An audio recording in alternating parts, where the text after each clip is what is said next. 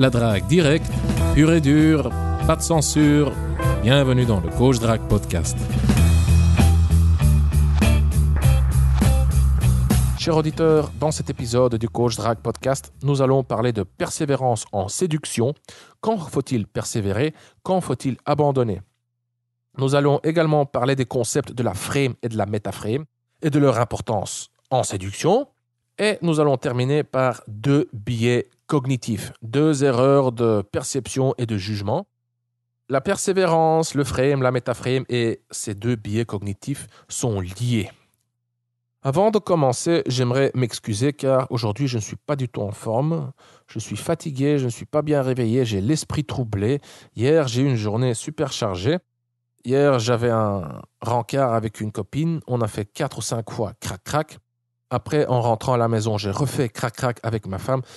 Donc, j'ai fait que crac-crac pendant toute la journée. Et oui, je pense que ça explique mon état d'aujourd'hui. Voilà, c'est parti. Donc, cher auditeur, hier, j'ai eu un rencard avec une copine et nous avons passé toute la journée au lit. Nous avons fait crac-crac 4 ou 5 fois. Et après la deuxième partie de Jambes en l'air, j'ai eu une expérience assez éclaircissante. Donc, après la deuxième partie de Jambes en l'air, j'étais crevé.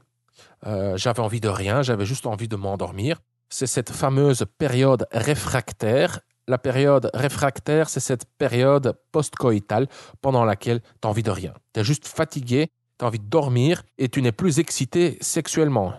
Cette période dure entre quelques minutes et quelques heures, selon le mec, selon la fille, selon leur relation et surtout selon la fraîcheur de leur relation. Donc, après la deuxième partie de Jambes en l'air, j'ai eu une expérience éclaircissante. Moi, j'avais plus du tout envie de coucher, mais elle, cette fille est insatiable. Elle en voulait encore.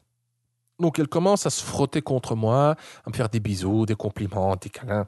Et à ce moment-là, je me suis senti comme une femme, moyennement, voire pas du tout intéressée, qui se faisait draguer par un mec persistant, voire insistant. Et ce qui était fascinant à observer, c'est que, tout d'abord, le changement de comportement auprès de la fille, puisqu'elle me voulait, elle se comportait de manière beaucoup plus complaisante, gentille, serviable et prudente que d'habitude. Et là, tout de suite, je reconnais le même type de comportement que chez les mecs qui sont attirés par une fille en particulier. Tu connais le phénomène, cher auditeur. Quand une fille ne t'intéresse pas, tu es toi-même. Mais quand une fille t'intéresse, là, tu bloques. Dans le pire des cas, tu bloques. Tu balbutines du charabia. Ou bien, dans des cas moins extrêmes, tu deviens plus mou, plus gentil, plus poli, plus serviable. Tu essayes de ne pas la brusquer. Voilà, tu essayes de plaire. Tu essayes de faire bonne impression. Ça, c'était la première observation. Donc, ce changement dans son comportement. La deuxième observation, elle me concernait moi. Donc, ce que j'ai constaté, c'était à quel point la balance penchait en ma faveur. Elle est en demande, moi pas. Donc, à ce moment-là, c'est qui a le pouvoir? C'est moi. Et donc, ce changement dans le rapport de force se traduisait aussi dans ma perception. Donc, à ce moment-là, je voyais tous ces comportements à elle à travers le filtre de « elle me veut ». Elle me veut. Chaque geste, chaque comportement qu'elle affichait était, était une petite tentative d'influence. Elle essayait de m'influencer, elle essayait de me séduire. C'était tellement transparent, je ne dis pas que c'est correct, je ne dis pas que mon interprétation était correcte, mais c'est comme ça que je percevais la chose. Et dans les interactions sociales, souvent, la perception égale la réalité. Je ne parle pas de l'observation de phénomènes naturels. Une pierre est une pierre, peu importe de l'observateur. Tu vois, donc, si tu la vois ou pas, ça reste une pierre. Mais quand il s'agit de comportement humain, d'interprétation, c'est beaucoup plus flou.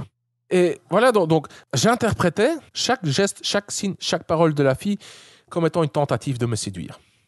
Et là, je me suis posé la question, est-ce que les filles qui se trouvent dans des situations similaires, des filles qui connaissent les intentions des mecs, les filles qui voient les mecs se comporter de manière gentille, est-ce qu'elles voient aussi le mec avec son comportement à travers ce même filtre? Est-ce que les filles qui sont dans une position similaire ont ce même sentiment de pouvoir, de contrôle?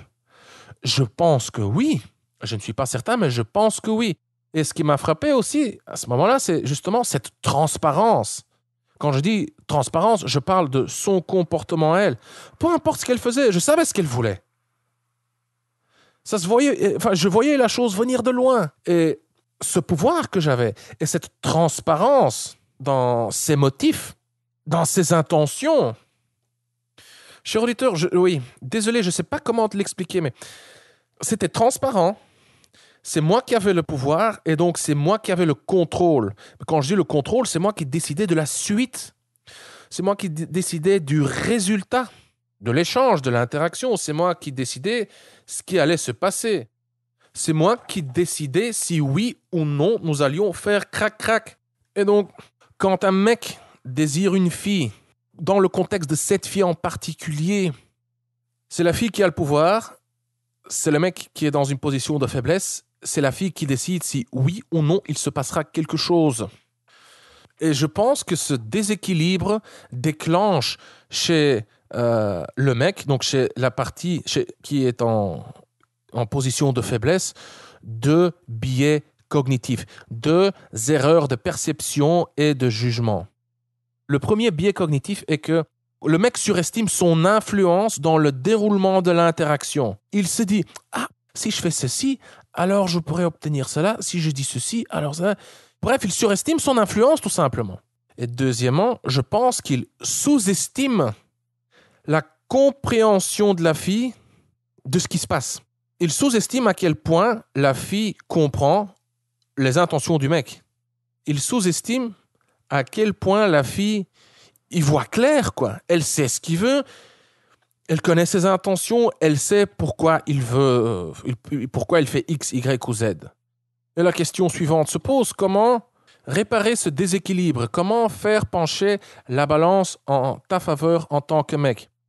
Je répète, tes comportements sont transparents. La fille, elle sait pourquoi tu fais ce que tu fais, pourquoi tu dis ce que tu dis, c'est parce que tu la désires.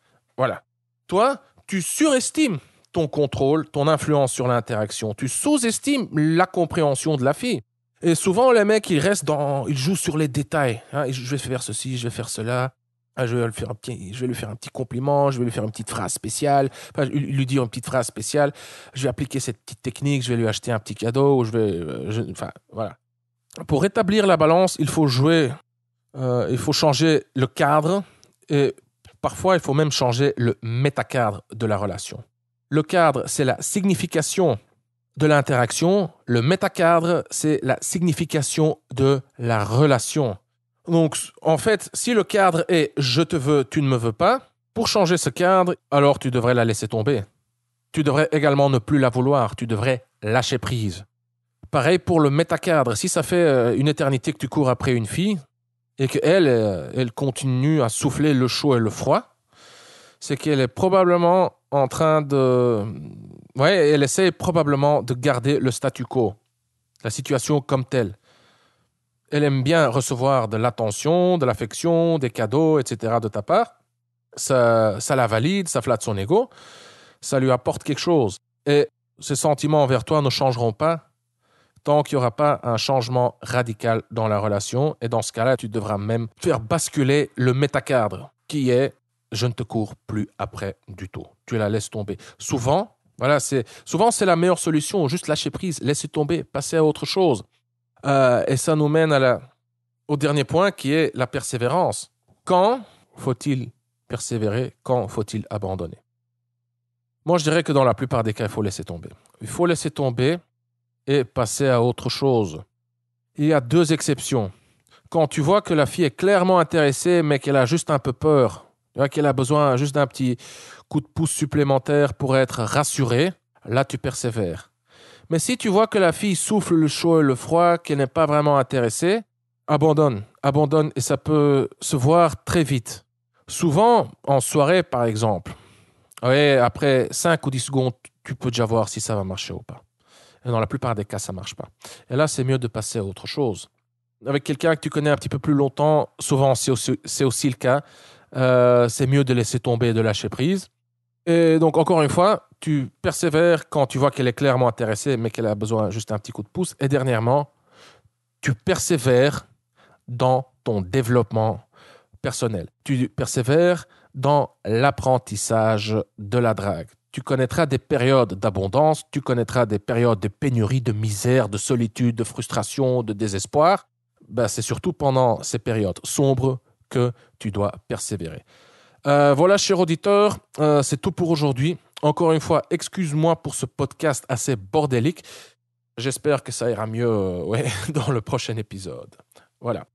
Oui, pour terminer, si tu as des sentiments pour une fille en particulier, je t'invite à jeter un coup d'œil à mon guide de drague. Tu la veux, tu l'auras. Tu trouveras le lien vers Tu la veux, tu l'auras en dessous de ce podcast sur le site du Coach Drague Podcast et dans la description sur SoundCloud et YouTube.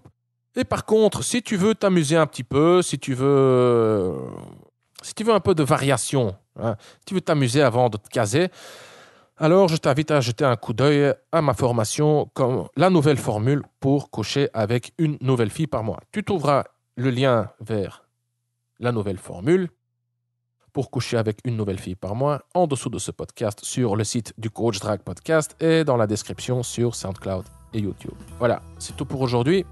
À très vite. Je suis Consti de CoachDrague.com. Merci d'avoir écouté le Coach Drague Podcast. On se voit dans le prochain épisode. Bonne drague.